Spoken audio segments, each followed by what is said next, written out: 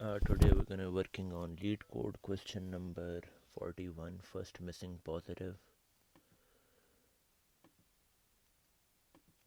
So yeah, given an unsorted integer array nums return the smallest missing positive integer, you must implement an algorithm that runs in O of n time uses extra constant space. So basically, if we have been given, let's check out this example number 2, 3 4 minus 1 1, the output is gonna be the 2. And the reason for that is that the first positive missing number is 2. So we already have 1 and uh, already have 1, and that's over basically is gonna be it. So let's look at the example. The way we're gonna be implementing the algorithm is that I is gonna be starting from 0 to the length of the array which is given to us. Every single time we're gonna say that is the I, like let's say the I is 0 right now, so I is equal to 0 pointing to the element 3. So is it equal to uh, 1? It is not. So what we're gonna be saying is, like, is it greater than the value and less than the length of the array? It is. So we're gonna move it to its proper position, which is the third index. So we replace it and then iterate the I. Now I is pointing to element 4. So is it greater than 0 and less than the length of the array?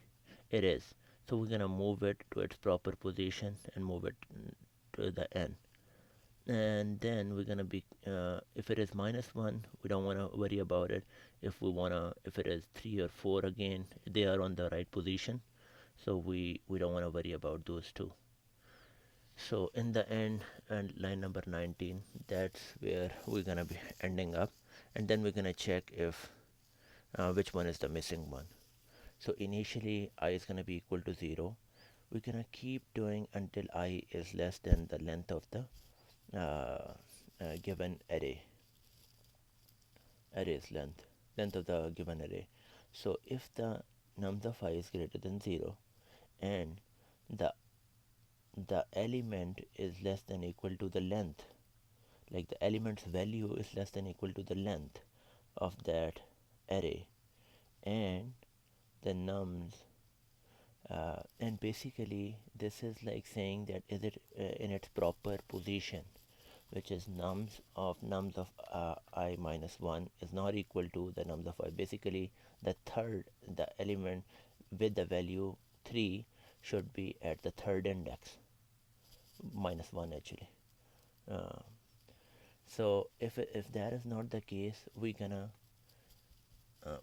actually replace it with the we're basically gonna replace it so that it moves to its proper position.